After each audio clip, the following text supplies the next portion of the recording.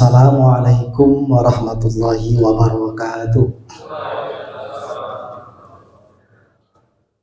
Alhamdulillahi rabbil alamin.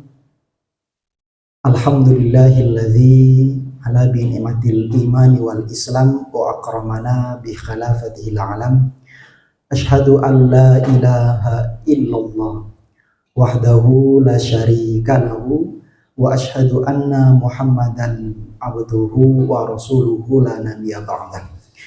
Allahumma salli wa sallim wa barik ala Muhammad wa ala alihi wa ashabihi ajma'in, amma ba'du.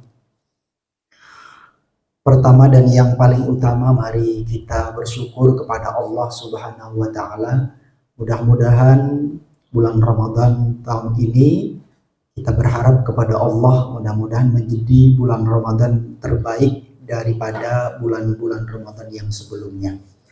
Mudah-mudahan setiap amalnya, setiap amal ibadahnya, setiap amal solehnya lebih banyak, lebih meningkat daripada amal-amal yang tahun-tahun sebelumnya, sehingga kita mendapatkan dari apa yang termasuk keistimewaan bulan Ramadan. Mudah-mudahan kita semua terus bersyukur kepada Allah, sehingga syukur inilah yang memudahkan kita mudah beribadah, mudah beramal baik, insya Allah. Sholawat dan salam, mari kita sama-sama bersolawat kepada uswah Nabi kita Muhammad Sallallahu Alaihi Wasallam. Semoga kita semua bersama keluarga besar kita menjadi keluarga yang nanti dipilih oleh Rasulullah yang mendapatkan syafaatul uzlahnya. Amin ya rabbal alamin. Hadirin jamaah sholat isya yang nanti juga sholat tarawih, mudah-mudahan sholat kita diterima oleh Allah Subhanahu wa ta'ala. Yang perlu kita harus tahu adalah bahwasanya Allah itu sangat baik kepada hambanya. Yang paling tahu tentang kondisi kita itu adalah Allah. Yang paling paham terkait kondisi kita hari ini itu adalah Allah. Maka Allah itu sangat baik sekali, sehingga dari waktu 24 jam yang Allah hadirkan untuk kita, ada waktu-waktu terbaik, waktu spesial, di mana ketika seseorang hamba mendekat kepada Allah, berdoa kepada Allah, memohon ampun kepada Allah, maka saat itu, di waktu itu Allah istijabah, Allah kabulkan doa-doanya, Allah ampuni doa-doanya, dosa-dosanya. Kapan itu kira-kira Mas Mahfud? Maka di antara waktu 24 jam itu ada waktu yang disebut dengan waktu sepertiga malam terakhir. Jam berapa kira-kira? Kalau kita hitung dari waktu sholat isya, misal sholat isya itu dari jam 8. Jam 8, jam 9, jam 10 itu disebut dengan sepertiga malam pertama. Naik lagi jam 11, jam 12, jam 1, naik itu disebut dengan waktu sepertiga malam yang kedua. Naik lagi jam 2, jam 3, jam 4 itu disebut dengan waktu sepertiga malam terakhir. Sehingga barang siapa yang berdoa kepada Allah pada waktu-waktu itu, Allah akan kabulkan. Kalau kita punya permasalahan, persoalan, ketika itu mohon kepada Allah jalan keluar, maka di saat itu pun Allah memberikan jalan keluar dari masalah kita. Waktu 24 jam. Naik lagi, ada hari-hari terbaik daripada hari-hari yang lain yang Allah hadirkan. Kira-kira hari apa yang terbaik daripada hari-hari yang lain? Hari Jumat. Ada waktu jam-jam terbaik di hari Jumat itu ketika kita berdoa, maka Allah malu kalau tidak mengabulkan doa-doa kita. Jam berapa itu? Kurang lebih di antara waktu ba'da asar sampai waktu menjelang maghrib. Maka barang siapa yang berdoa di situ, Allah malu kalau tidak mengabulkannya. Naik bulan. Di antara satu bulan itu ternyata ada tanggal-tanggal terbaik yang Allah hadirkan. Ada keutamaan-keutamaan terbaik daripada tanggal-tanggal yang lain. Kira-kira tanggal berapa itu Bapak Ibu? Tanggal 28. Itu gajian ya. Tanggal 13, 14, 15. Disebut dengan tanggal apa itu? Ya, disebut dengan tanggal Yaumil Bid. Apa keutamaannya? Keutamaannya adalah barang siapa yang berpuasa di situ, disunahkan berpuasa, maka dan berdoa di situ doanya istijabah. Nah, ibu-ibu, bapak-bapak yang dirahmati Allah, dalam 1 tahun ini ternyata dari saking baiknya Allah, Allah pun menghadirkan 1 bulan yang bulan ini lebih baik daripada bulan-bulan yang lain. Kira-kira bulan apa itu? Bulan Ramadan. Bulan yang sedang kita jalani hari ini.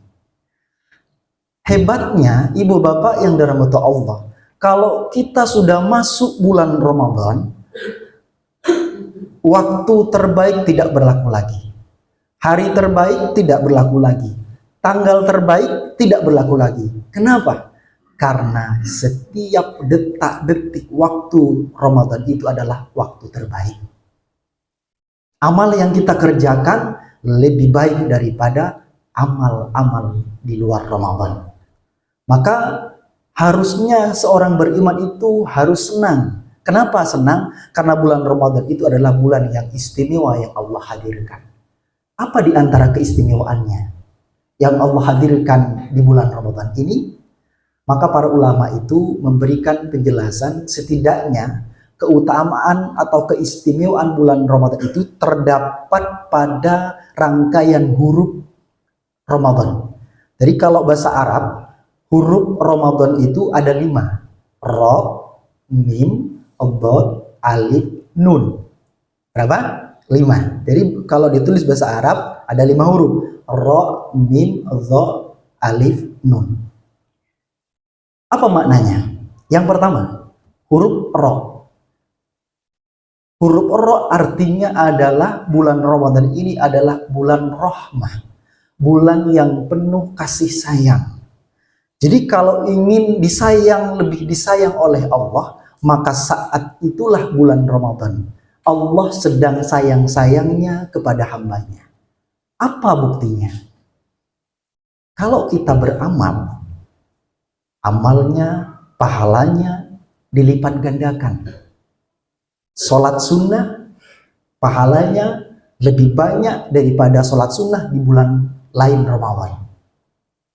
Apalagi misalnya, dari saking sayangnya Allah, pintu surga dibuka selebar-lebarnya. Bahkan pintu neraka ditutup serapat-rapatnya. Bahkan setan pun yang menggoda kita selama 11 bulan itu di bulan Ramadan pun dikerangkeng, dikurung sehingga tidak bisa menggoda manusia.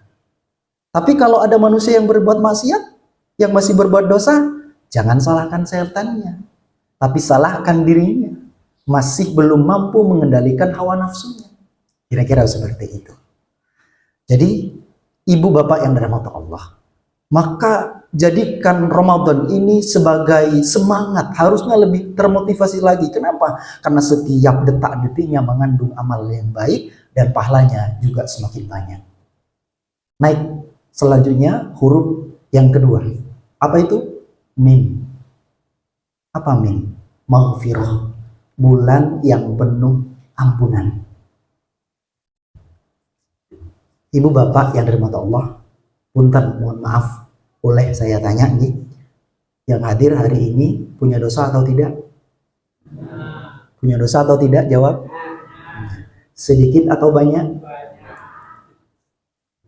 Kalau kita merasa punya dosa, dosa kita banyak, maka kapan waktu terbaik untuk menghadirkan pengampunan, memohon ampun kepada Allah? Maka pada saat bulan Ramadan itulah Allah buka selebar-lebar maghfirahnya, ampunannya Allah. Bahkan Setiap amal yang kita kerjakan di bulan Ramadan itu berpotensi besar menghapus dosa-dosa kita. Kata Rasul, man shoma ramadhana imanan wahtisaban ghufir lahu ma taqaddama min dzambihi. Barang siapa yang berpuasa di bulan Ramadan dengan penuh keimanan, dengan penuh harapan kepada Allah, maka Allah ampuni dosa-dosanya yang terlebih dahulu.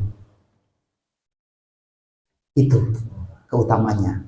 Yang ketiga, hurufnya adalah dha. Apa itu dha? Dhamanah. Artinya jaminan daripada Allah. Barang siapa yang berpuasa di bulan Ramadan, jaminannya adalah surga. Maka ada surga yang pintunya bernama Ar-Rayyan. Artinya khusus bagi orang-orang yang berpuasa di bulan Ramadan. Selanjutnya, apa huruf yang keempat? Hamzah atau alif. Apa itu? Itkum minan nar. Apa artinya?